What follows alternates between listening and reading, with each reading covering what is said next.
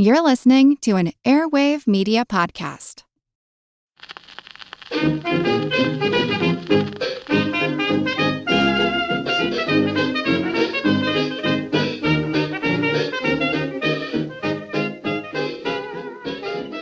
Hi everybody and welcome to Who Did What Now, the history podcast that's not your history class, Bittisodes, the little bits of history that don't quite fit in it anywhere else, with me your host, Katie Charlwood, history harlot and reader of books. Now, before we get into, well, the rest of the Bittisode, I was going to say the rest of the show, but that sounded weird in my head, and I don't know why. I've got a radio broadcaster voice. What is that? That was weird. No, it's because I got this new microphone. It's so pretty. It's pink. You have no idea how excited I am. It's so pretty, and it's so pretty. I cannot convey to you how excited I am to have a pink microphone. My friend Shauna, actually, she has, what's it called? Where you can see colours. You see a name and you know which colour it is. And she said that my name, that Katie, was like sherbet colours, so like pinks and oranges, but like sherberty. And it's really funny because ever since she said that, I was like, yes, that is me. Like, I already kind of veered that way, and I'd already started, I want to call it my aesthetic journey. And I've slowly but surely just been leaning into the rainbow just as a concept. But yeah, it's good. It's good. And I have this microphone and it's so beautiful. And I cannot convey like how happy this microphone makes me. But before I get into anything else, I went on about this microphone, which was not my intention. I wanted to talk about a little survey. If you're listening to this on day of release or even the day after release, so like Thursday, Friday, I have this survey in the sort of bit down below. There's a wee link there. It's also in the link of my socials. It's all there. And it's for Trova Trip. So Trova Trip, or it is Trova Trip. That is how you pronounce it. I don't think I've ever heard it actually said aloud. That's my fault for only reading it, I guess. But yeah, they reached out to me and they were like, hey, do you want to be a host for, a vacation? And I was thinking, I like going places. That could be nice. So if you want to hang out with me on a holiday, if you want to go somewhere, if you want to go do some cool things, then yeah, just do the wee survey. Just fill it out to the best of your abilities. And it kind of gives me an idea of, what kind of vacation to organise, because the number one currently is Iceland, which really surprised me. I was like, how many people plan to go to Iceland? And then I'm like thinking, yeah, geysers are nice though. Geysers? Oh my God, what is wrong with me today? Like, I am just off. But anyway, I've got that. If you are planning to come see me in Kansas, I'm going to be at the Heartland Pagan Festival. I'm doing a talk, 3 workshops, and a live podcast recording. So that is going to be so much fun. I am very excited. And I do have a link for the Heartland Pagan Festival in the description down below as well. And if you use the code KATIE23, so KATIE 23, then you'll get, I think it's 10% off. So you'll get a discount. So if you want to come see me, you may as well get a discount when you're doing it. Oh, and to anyone and everyone who has been giving reviews, putting the reviews in Apple and Spotify, honestly, it's so nice for it to still be happening, even though I wasn't able to record for quite a while. Between the microphone issue and then the other stuff that happened that I will fill you in on in the next proper episode. Because I want to get into this and talk about this because all the stuff that we have been and will be covering for the next 3 weeks is pretty heavy And it's pretty depressing and sad and rage-inducing. And I want to give the Bittisodes for the next few weeks a little bit of a lighter topic, which is why we're going to be talking about this specifically. But I know what you're thinking. You're thinking, quit your jibber jabber. In fact, I will. So who wants to talk about chastity belts? So this is the brilliant thing. So everything you've ever heard about chastity belts is a lie. Well, unless you're from a very specific community. I mean, how do you know the difference between a nerd and a member of the kink community? Ask them what a dungeon master is. It still tickles me. So yeah, modern chastity belts, I think are usually worn by men, or not men, but people with penises, or a penis. A person with a penis. I mean, if they have more than one penis, good for them. That's going to be a fun experience. Or maybe a really unfun experience. But that's neither here nor there. So a modern chastity belt, it's basically to, hinder pleasure. Well, people get their kicks out of it.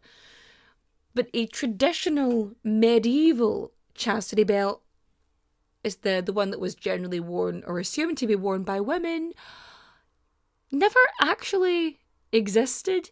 Anything you've ever seen that claims to be a medieval chastity belt is bullshit. Like, it could have been made with medieval materials, but it's not a real thing. It was never a thing. And the whole concept of a chastity belt, it's a metaphor. So yes, let's cover a few things first. So that strange metal G-string known as the chastity belt was supposed to be worn by women, by good wives to ensure, that was a weird way to say it, wasn't it? To ensure fidelity while men were out, crusading and all the other shit they did. I don't know. It's early Middle Ages. They did things like spread the word of God by murdering people by the thousands. Or at least attempting to. Because that's exactly what the Bible says, isn't it? It's all about, yeah. It's not as if Jesus was consistently, preaching compassion and complaining about rich people. But anyway, that's neither here nor there. Okay, moving on. So, somebody went to Sunday school. Yes, I did. Hi, I'm Katie, and I'm a recovering Catholic.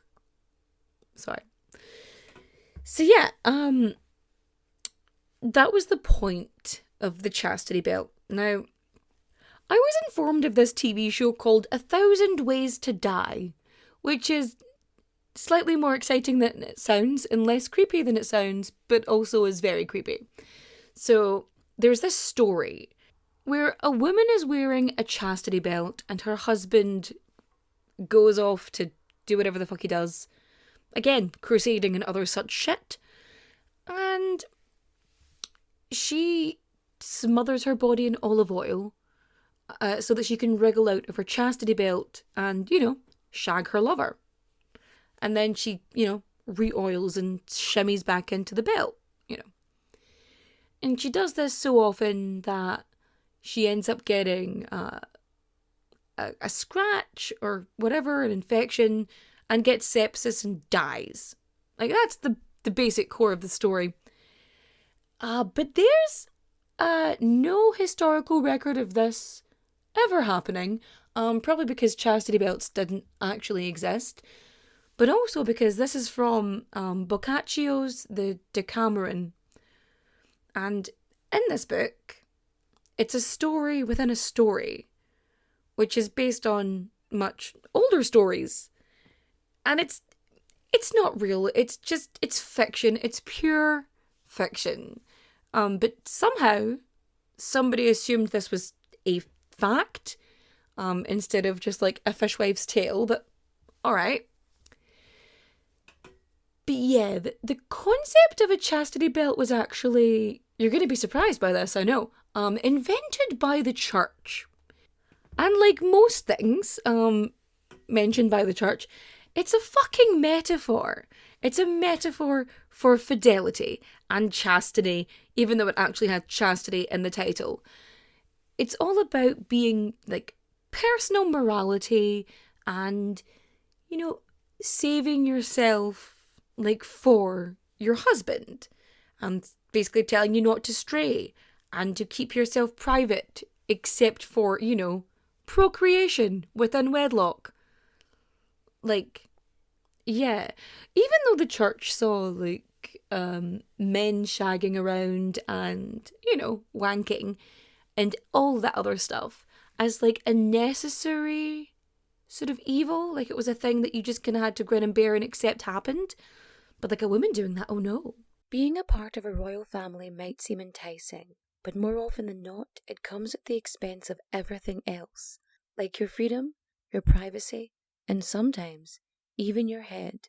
Wondery's new podcast, Even the Royals, pulls back the curtain on royal families, past and present, from all over the world, to show you the darker side of what it means to be royalty. From icons like Grace Kelly, Oscar-winning actress turned Princess of Monaco, who the world saw as the ultimate good girl. She mastered playing a happy wife and mother, but beneath it all, she was desperately lonely.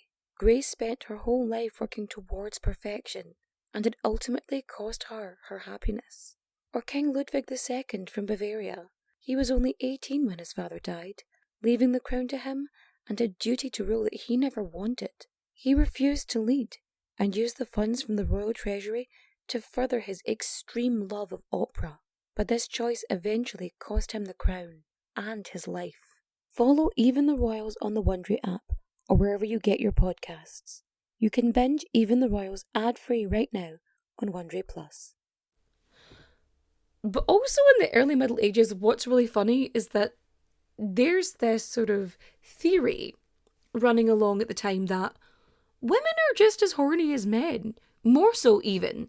And that if you're not satisfying your wife, like, she's gonna go and be satisfied by someone else. Like, it was a very, like, prominent school of thought. And it was very common amongst, like, well, just the common people. Or not even the common people, like, I'm not gonna say middle class, because middle class didn't really exist. Because you had, like, rich people and you had poor people, right? That's it. So, in the upper class, they're like, like, keep an eye on your wife or she's gonna go through a conveyor belt of cock. Like, it's just, yeah. And, and so, because these two ideas are, like, running concurrently, they're, like, alongside each other, they're parallel, it kind of brings forth a medieval meme. So there's a medieval meme. There is satirical chastity belt artwork. Like, the reason you believe chastity belts were a real thing is because of a medieval meme. So the gag was, in all of these sort of, you know, pictures, is that the husband would be off on his way with a key in one hand, and the wife would be there with her chastity belt on, and then somewhere in the background, either like under the bed or behind a wall or in a bush, you know, there would be the lover with a key of his own. So, husband away, he's got his own key. Which is reason number one why chastity belts are entirely impractical. We're going to go through the reasons. Like, we're going to go through them. You can just make a spare key. Like, you can get a locksmith, anyone who's good at, you know, breaking into stuff. You know, medieval locks aren't exactly the most difficult to get into. That's option one. Reason one. Reason number two. Iron is expensive. Like, can you imagine having to ensure that you had enough metal for the blacksmith, or to pay the blacksmith enough to create an entire chastity belt, you know, depending on how much you'd need, you know, because back in the day, you were expected to be, you know, a wee bit plumper, because you have to survive the winter. That's it, right? Especially the lower classes, you needed the extra plumpness on you. So, again, metal is expensive, but also it has to fit accurately. So, a blacksmith would have to measure your wife and ensure that the chastity belt fit her perfectly. Like, you would have to have another man, like, all up in your wife's ass. Which is the kind of the whole thing you're trying to avoid, isn't it? So that's number 2. And 3, technically, I suppose. Then, of course, there's the risk of infection. And I know what you're thinking. It's the medieval period. Nobody cares about infection. Motherfucker. If there's one thing they're worried about, it's infection. Like, they know as soon as they get a cut or a scratch, like, things are not going to go well. You need to make sure you got a poultice on it. You know, there's guides for this. There's soothsayers and old women, like, prepared for, you know, sepsis. Because you don't want sepsis. Because if you get sepsis, you're dead. You get a scratch, you could die. Because it's the medieval period, you know. We don't have, you know, antibiotics and shit. So yeah, they are pretty concerned with not having to have an infection. Nobody wants to have to do bloodletting and shit, unless you're really into that kind of thing, getting the leeches out and whatnot. But yeah, and here's the thing, there are so many things that make it impractical, like pooing. Like, peeing is fine. I mean, it's not the easiest of things to do. I mean, you'd have to clean your legs an awful lot more, I would assume. But, you know, you could manage it. But pooing, let's just put it out there. Pooing is, I mean, that's just a mess. In every sense of the word. Like, that's definitely going to cause some issues. There's going to be like a rash happening. Like a diaper rash situation. You know, it's not going to be great for anybody. Like, and then, of course, you're married. You're having sex. You're trying to procreate. Like, that's the purpose. If you have sex, and then you fuck off to crusade, or whatever bullshit you're doing for king and country, you're going to have a wife there. You could have impregnated her before you go. And if she's got a chastity belt on, like, when her stomach starts expanding, that's not going to end well. You know, it's going to crush her, and it's going to cause a spontaneous abortion. Like, that's what it's going to do. Like, and which is then it's a whole other issue. I mean, menstruation, periods and a chastity belt. Like, does nobody think, like, critically about this ever? Like, and it's so easy to go, oh, well, back in the day, people thought this and they were so stupid because they were ignorant and blah, blah, blah, blah, blah. But, you know, they could chart, you know, courses by the stars. I mean, look at the fucking pyramids in Giza. Like, back in the day, people knew how to do a bunch more stuff than a lot of us can do now.